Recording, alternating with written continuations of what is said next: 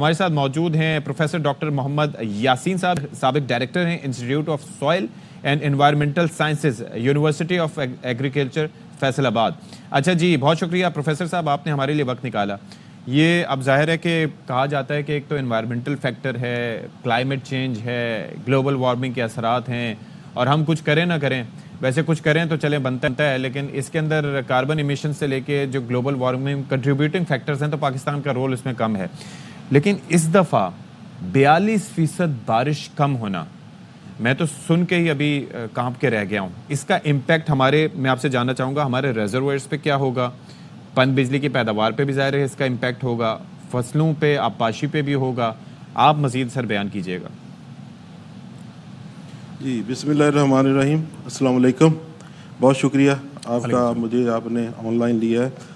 तो थोड़ा सा अगर हम इसको बैक पे जाएं तो ये मेरे पास एक रिपोर्ट मैंने अपने मोबाइल पे खोली हुई है। ये यूएनओ की रिपोर्ट है पाकिस्तान में वाटर के बारे में। ओके। ये कह रहे हैं 1990 में ये पीछे से काम शुरू होता है सर। आप चूंकि जब हमारे सर पे पड़ती फिर हम उस वक्त बोलते हैं, ऐसे ही है, ऐसे ही। तो 1990 में उन्होंने कहा जी ये हम जो Pakistan touch the water stress line in 1990, आगे मैं पढ़ रहा हूँ, Pakistan crossed water scarcity line in 2005। Okay. Pakistan will be dry if the present condition continue in 2025। अच्छा। Pakistan will be most water stressed country in the region and 23rd in the world by 2040।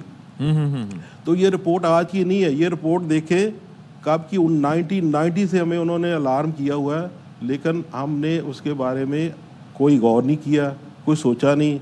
हमने कोई water reservoir नहीं बनाया। अभी आपने बताया कि water reservoir हमारा, सुन के हैरान है कि 9 से 10% जो है वो वाटर स्टोरेज कैपेसिटी है, और ये 18 दिन के लिए है, जबकि एक जो सिक्योर कंट्री है उसके लिए ये 3 माह से, ये 90 दिन से 120 दिन की होनी चाहिए। सर मैं प्रोफेसर साहब इसी बारे में मैं आपको ये आपसे जानना चाहूँगा। जाहिर है कि इस पर कुछ मैं भी स्टडी करता रहा, देखता रहा, और मैं हमेशा से कंसर्न रहा।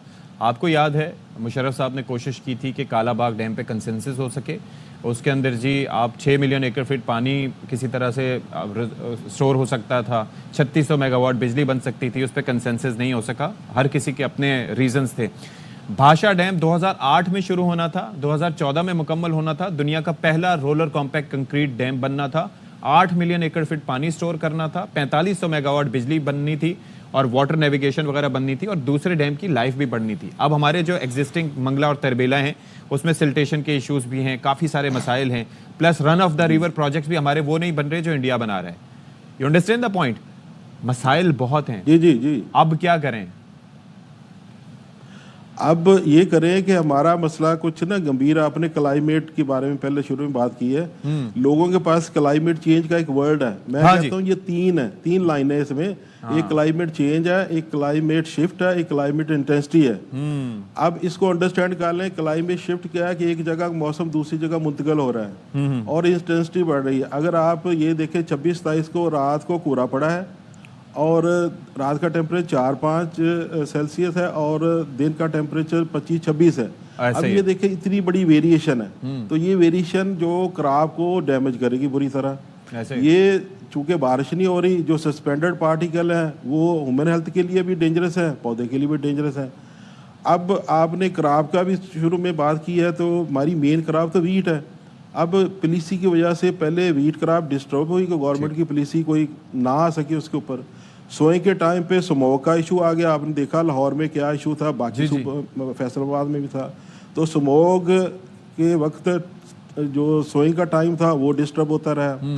अब जब सोइंग कुछ हुई है और कम हुई है, लेकिन ज़्यादा सोइंग जो हुई है वो हुई है दिसंबर में। अच्छा। तो दिसंबर में ये स्ट्रेस टाइम आ गया। अब ये स्ट्रेस टाइम मैंने आपको बताया कि यूएनओ चीख के बता रहा था कि पाकिस्तान का जो 2025 का साल है ये खुश्क साली का साल है। तो इसमें खुश्क साली हमें जो आपने डेटा भी बताया, इतनी बारिशें कम होगी और ये बेतुकी बारिशें होगी, क्योंकि हमने कोई उसका स्टोरेज की। हाँ, तो एक डेटा इसके साथ और भी है, वाटर इनसिक्योरिटी इन पाकिस्तान 74% है। जबकि सबसे कम चाइना में 20% है। प्रोफेसर साहब आप करें क्या? करें ये क्या? ये तो आप भी इस बारे में बात करें, मैं भी यही रो रहा हूँ। अब क्या करें? क्योंकि हमारी पॉलिसी फायर फाइटिंग होती है ना, डंग टपाओ पॉलिसी। अब क्या हो सकता है? डंग टपाओ पॉलिसी, क्योंकि हमने ना तो रूफ रेन हार्वेस्टर के ऊपर काम किया, ना हमने रोड रेन हार्वेस्टर के ऊपर काम किया। ये इस कॉलोनी जिसमें मैं रहा हूँ, ये एफडी सिटी है, इसमें हर रोड के साथ ड्रेन बनी हुई है। अच्छा, मेन रोड के साथ ड्रेन बनी हुई है। ओके। अब वो जो पानी हम कहीं स्टोर करके उसको रीयूज कर सकते हैं, लेकिन अनफॉर्चुनेटली वो भी सीवेज वाटर में ही जा रहा है। वो भी जा रहा है। तो बनाने का स्ट्रक्चर ये मतलब है कि गवर्नमेंट पॉलिसियां ऐसी बनाए, नई कॉलोनियों को इस तरह डिज़ाइन करने दे कि उसमें रेन हार्वेस्टिंग भी हो और जो रोड है वो भी, क्योंकि ये जो 74% ये हमें क्या बता रहा है कि हम वाटर ज़्यादा यूज़ कर रहे हैं, रिचार्ज कम हो रहा है। रिचार्ज कम तो हो रहा है। उसकी बेस पे ये परसेंटेज निकालते हैं। तो हमारा जो कहते हैं जी 25% एक पैरामीटर है जिसमें वो बताते हैं कि विड्रॉल और वाटर, और उसके बदले में उसकी परसेंटेज कितना वाटर नेचुरल रिसोर्स से हमें मिला। सर मैं तो ये कह रहा हूँ कि आप तो फिर भी साइंटिफिक पैमानों पे बात कर रहे हैं कि जी आपकी सोसाइटी माशाल्लाह जहाँ पर आप रह रहे हैं वहाँ पर ये सिलसिला है। यहाँ कराची की मिसाल लें, यहाँ पर एक वक्त होता था कि जब रेन वाटर के ड्रेनेज हुआ करते थे, अब तो वो मिक्स हैं, यानी कि यहाँ पर सीवरेज के लाइनें भी वही जा रही हैं, वो वही नाले हैं और रेन वाटर भी उसी में जा रहा है। तो ये सही मिनरल वाटर तो यहाँ पर दस्तयाब है।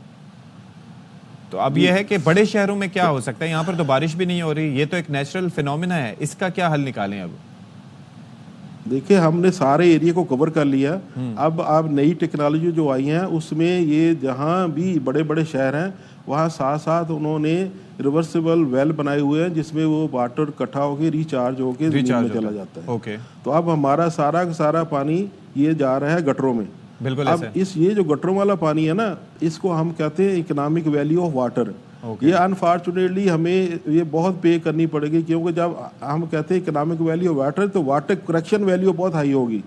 दूसरे लफ्जों में जो साफ पानी ये पानी हमारे पास क्या साली का मतलब ये नहीं कि पानी नहीं होगा, पानी हमारे पास होगा लेकिन खराब पानी होगा। ऐसे ही है। वो पानी होगा जो इस्तेमाल के काबिल नहीं होगा, उस पानी को हमें साफ करना पड़ेगा। सर, उस साफ करने की कास्ट बहुत ज्यादा आएगी। सर एक और चीज थी, ये आपको याद होगा कि कई जगहों पे जमीन की वाटर एब्जॉर्ब करने की कैपेसिटी, यानी कि हम कहा करते थे कि बारिश जो हल्की हल्की होती रहती है वो जमीन उसको एब्जॉर्ब थोड़ा बेहतर अंदाज में कर लेती है और वो ज्यादा मुफीद होती है अमूमन।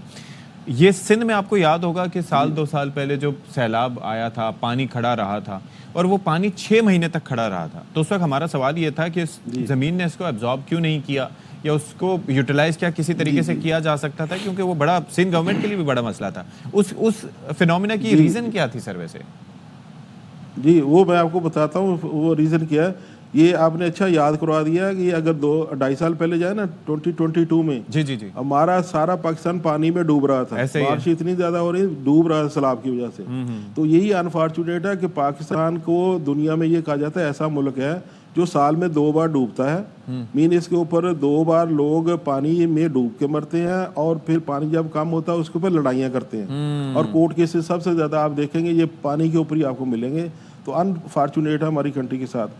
अब वो जो बात आप कर रहे हैं वो अनफॉर्चुनेटली जो वडेराइज्म था उन्होंने जो वाटरवेज है वो हमने प्लग कर दिए हैं। उनके ऊपर उनकी ज़मीनें हैं, उन्होंने पानी के जो नेचुरल रास्ते से बदल दिए। वो उस तरह पानी चला गया जहाँ से सिर्फ पंप होके सी में जा सकता है, वो सीपेज नहीं हो सकता। Okay okay okay okay. तो वो सिर्फ पंप हो सकता है और इतना पानी पंप से वो पानी उड़ेगा। इतना पानी पंप हो ही नहीं सकता था। चले अब देखे 2-3 साल के बाद वो खुश्की आ रहा है क्योंकि वहां पर वो जो सूर्य की गर्मी से पानी उड़ा है तो वो बखारात बने हैं, वही काम हुआ। अब अगला सवाल था फसलों पर करें क्या, फार्मर क्या करें। तो अगर तो हम सॉरी जी थोड़ा सा इसमें एडजस्ट कर सकते हैं।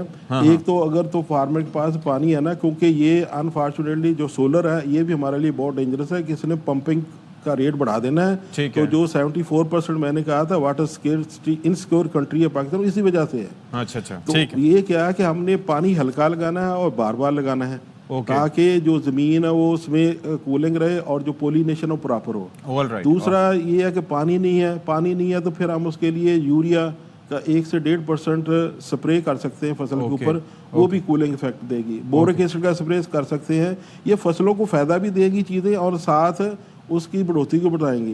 एक और मार्केट में चीज आ रही है एक्वाजेल। एक्वाजेल वो एक्वाजेल क्या है कि 1.5 ग्राम सिर्फ पानी में डालते हैं, वो पौधे के पत्ते के साथ पानी को जोड़ देती है और 10-12 दिन तक पौधे को पानी की जरूरत ही नहीं रहती। तो ये बहुत सारी टेक्नोलॉजी बड़े मुफीद मशवरे हैं, हमें उसकी तरफ राब्ता करना। ठीक है सर, ठीक है sir, thank you so much. आखिर में जो आपने बात की है इंटरेस्टिंग है।